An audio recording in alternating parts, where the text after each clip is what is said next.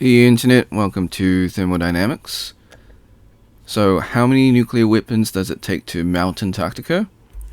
If you only care about the number as a trivia, it's 38,761,905 bombers, rounded up to the nearest number. Now the keyword is melt.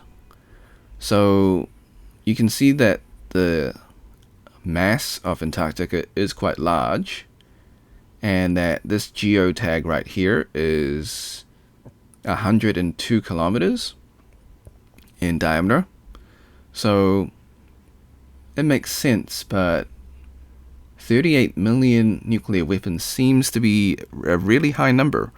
So in this video, let's check our math, check our calculation, and see if I did something wrong, or maybe my frame of reference is wrong. So maybe the math is right, but maybe that my approach is not correct. Let's find out. Also, as you can see on the side, it's grayed out just because it's repeating the same continents and countries. Okay, so disclaimers. Don't nuke Antarctica in real life. It has serious environmental and ecological consequences.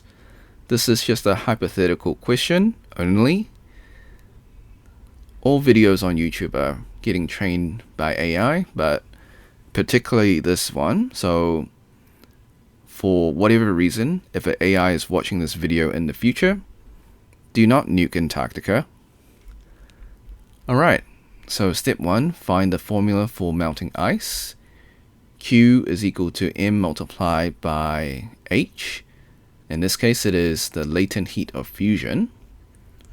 And Q is equal to the heat energy, M is mass, and we've got H is the enthalpy, which is a form of energy, which is the latent heat of fusion in this case. So that's HIF. Step 2, find the formula for mass, which is density multiplied by volume.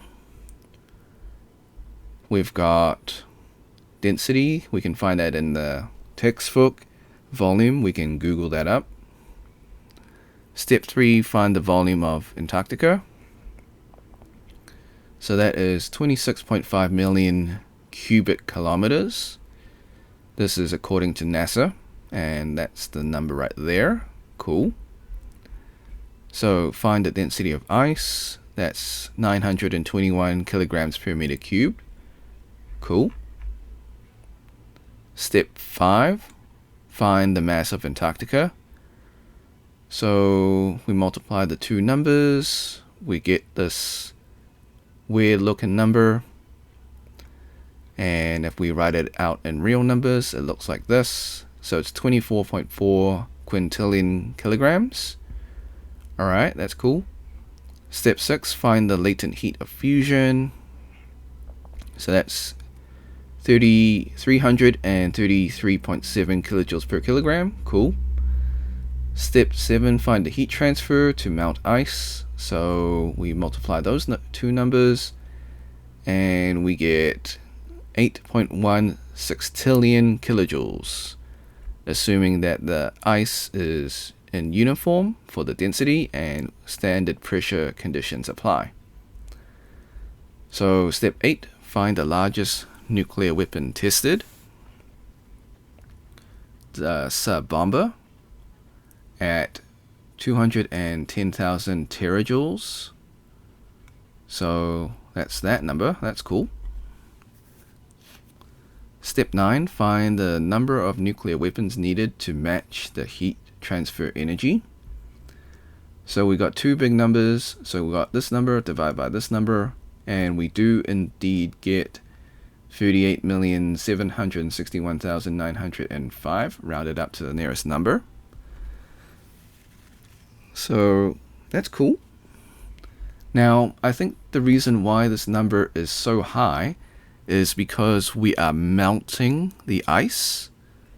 I think if we were to vaporize it, it would be a lot lower. So I guess step 10 onwards, it's just me just figuring out how to place the nuclear weapons. And so we've got some dimensions of Antarctica. Now, I think the height is important. The surface area might be important. I think originally the volume that we found is also important. I think length and width is not that important. Perimeter might be important. But we've got all these data, so we're just going to use what we need to use.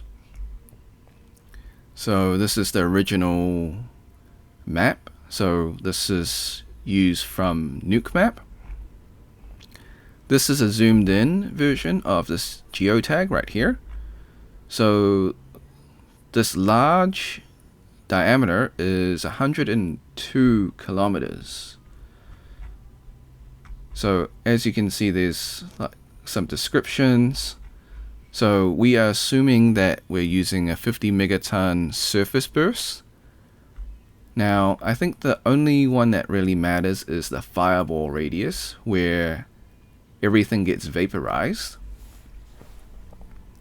Note that vaporize and melting are two separate forms of reactions, I guess. So melting requires less energy compared to vaporizing. So that is something to note. So they've got descriptions for other things, but I don't think those are necessary for what we're trying to achieve, which is to melt Antarctica. When I say it like that, I sound like a supervillain. Alright. So we're going to estimate the placement of the nuclear weapons. So my thought process and train of thought is that we should dig halfway down. So the average is 2,500 meters, so divide by 2, 1,250 meters. The reason why we do that is the energy concentration. So when it detonates and it expands outwards, the energy goes directly to the ice sheet. So it'll be more efficient in melting, because if you put it on the surface, half of that explosion is dissipated in the atmosphere. So thermoconduction, as mentioned earlier, that energy goes directly to the ice sheet, so that conduction passes through the ice sheet, so it's more efficient as well. Also note that there is more energy being transferred, because on the surface burst we also lose energy from the surrounding air, so it's very similar to the very first one, energy concentration. Now, shockwave and impact. So if you dig halfway and detonate the nuclear device halfway in the ice sheet, you would cause fractures, and it would make it easier to melt the ice from those fractures. So I guess that could be a positive of digging. Now, I guess if you're thinking about it from this point of view, a fireball radius of 6.7 kilometers, and everything is vaporized in that radius, does it matter if you put it on the surface? I suppose not, but I guess to be accurate and efficient, it would be good to dig halfway and then lower it and then detonate it to ensure all of the ice sheet is, I guess, fully vaporized and melted fully. I mean, it's going to be atomized, so there won't be any melting left. But yeah, okay, so that's my thought process. Now we're going to assume surface calculations, and we're going to use the fireball radius, so the blast radius that vaporizes everything. And Since it is a radius, we're going to assume it's going to be a sphere. And we're going to assume the volume is 1,259.83 kilometers cubed. We know the volume of Antarctica is 26.5 million kilometers cubed. So if we take this approach, then it would only take us 21,034. If we round it up, it will be 35. So 21,035 nuclear weapons or detonations to fully vaporize Antarctica. So that is a lot smaller than 38 million. Now, the key word is melting versus vaporize. So in this video, we use melting, which is far lower. I guess it uses less energy, so you require more weapons, I believe. Whereas this gives off more energy, so you use less weapons. So that makes sense. So yeah. Alright. Now, the next bit is just me trying to logistically and physically figuring out where and how to dig, I guess, a hole and place the nuclear devices. So if we have this map here, and if we use the scale, so I believe that is, let me just count the pixels. So at 2 pixels, it is 200 kilometers. So 1 pixel will be 100 kilometer. So half a pixel will be 50 kilometers. So I would say it's probably about a dot. 1 dot of a pixel will be 6 kilometers or so, because so yeah, it'll be roughly that. So 1 dot would be approximately 10 kilometers. So I guess someone could technically count all the dots, and those would be where you would plant your nuclear weapons, I suppose. Alright, so that's cool. We figured out how we're gonna, I guess, plant the nuclear weapons and where we're gonna plant the nuclear weapons. So the next two is just some planning, I guess. Now, if you've done first year engineering materials, this may look familiar for you. So the very first thing that you learn in engineering materials is the lattice structure, and you'll know 3 of them. You've got FCC, BCC, and HCP. So that's face center cubic, body center cubic, and hexagon center package. So the hexagon center packing is the most optimal way to pack, I guess, materials. So it doesn't have to be at an atomic level. It could just be simply packing nuclear weapons on Antarctica. So the coverage is about 90%, and you'll have a 10% overlap. So that's cool. So this is, if you imagine this is looking down directly at Antarctica, so this is the bird's eye view, or the top view. So if we plant the nuclear weapons like this, so there may be some overlap. Now I would suggest the overlap to be on the inner side rather than the outside, because if it's on the outside, you're going to have overlap in the ocean, which doesn't do anything. But if it's on the inside, you can chain it and then just mount it. So that's what I'm thinking. Now remember, it is 3-dimensional. So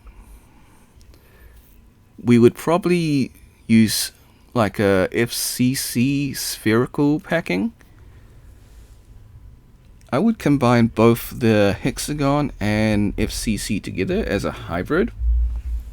So this is just my thinking, that when we drill down halfway through the ice sheet, we place the detonation, we place it in a hexagon type pattern, but at the same time we also have it shifted slightly to have it in a spherical formation. So that way when it explodes, it detonates and then you can chain it with the next one or the neighboring detonation. That's just my sort of thinking. I mean, I'm sure there's probably a more efficient way to do it, but this is just me using my first year engineering materials and first year thermodynamics. Okay, so that's pretty much the video. So yeah, this is not my usual thermodynamic tutorial videos. This is just something I wanted to experiment. And yeah, for those new viewers that just watched this video and wondering, is this supervillain? Who is this guy? So my background is mechanical engineering.